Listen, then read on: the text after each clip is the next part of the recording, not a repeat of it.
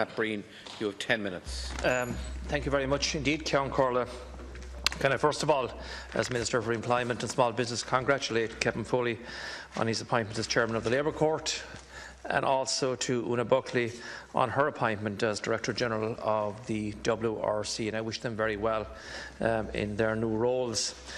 I've listened here for the last 2 hours with great interest in the debate, and I'm pleased, Ceann Comhairle, to have an opportunity to speak as Minister for State Responsibility for Employment and Small Business.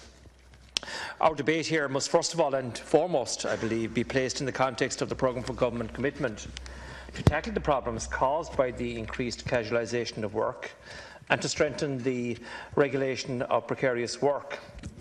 The maintenance and the improvement of strong protection for workers has been and will continue to be a key element of government policy as we seek to build on the progress made in recent years in our economic recovery.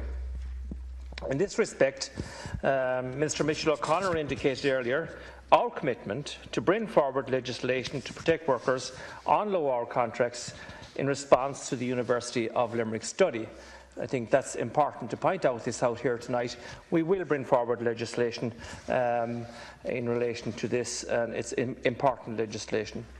Our proposals, Ceann Comhairle, will be balanced and workable. They will have the benefit of being informed by the UL study itself and by a large number of submissions received in response to the public consultation. So there was a large number of submissions here. And if we're bringing in legislation, we have to respond to those submissions and consider them very, very carefully indeed. And it is clear to me as Minister with responsibility, not just for employment matters, but also for small business, and many ministers or deputies brought up about small business here tonight, that in addressing these issues, and I want to say to Deputy Cullinan here tonight, we will not play games with this, as you said earlier, but we must strike a correct balance between the rights and the needs of workers and employees, employers. Sorry, we must find solutions that make sense and work in practice for all concerned. Striking the right balance will also be important in terms of continuing to make progress on the jobs and on the employment front. Deputy Barry said that we were totally out of touch in this. I can assure Deputy Barry, he's gone from this chamber here tonight, we're not out of touch. We're very much in touch. Because since I've been made Minister for Employment and Small Business, both Minister O'Connor and myself have worked closely with the officials in our department in this. And I want to reassure the House here tonight in relation to this. Recent CSO figures show that the number of casual and part-time workers is continuing to fall. In the year of May 2016, the number of such workers fell by 7.8%. And this is particularly relevant in the context of this debate and the concerns raised and expressed by speakers here tonight about the increased casualisation of work.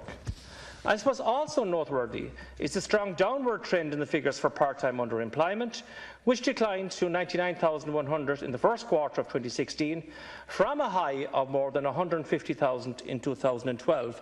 And I ask the opposition over to take note of that. And again, this is a very positive trend and is an indicator that we are moving in the right direction and that more people are in a better position in terms of their hours and work and earnings. Ceann Comhairle, it is clear to me in this Sinn Féin bill that it is motivated by one employer and a trade union. However, the bill provides a right for every worker in every sector of the economy to request additional hours. The University of Limerick study on zero-hour contracts and low-hour contracts recognises the problem of low-hour contracts and is only an issue in a number of sectors. Thus, it makes no sense to legislate in the manner set out in this bill and apply a banded hour solution across all sectors, even in sectors where a problem doesn't exist. Most employers currently do not operate a banded hour structure. The bill would impose new and unnecessary obligations on all employers. Moreover, the bands set out in the bill are very narrow and provide very little flexibility. It would have adverse impacts in terms of limiting an employer's ability to manage their business and their staffing needs in line with the needs of the business and its customers. A key concern for the bill is that it also allows an employer to refuse grant additional hours if they are experiencing severe financial difficulties, as outlined earlier by the Minister. If an employer refuses to grant additional hours, they will find themselves having to fund appearances before the Workplace Relations Commission and the Labour Court in an effort to prove severe financial difficulties.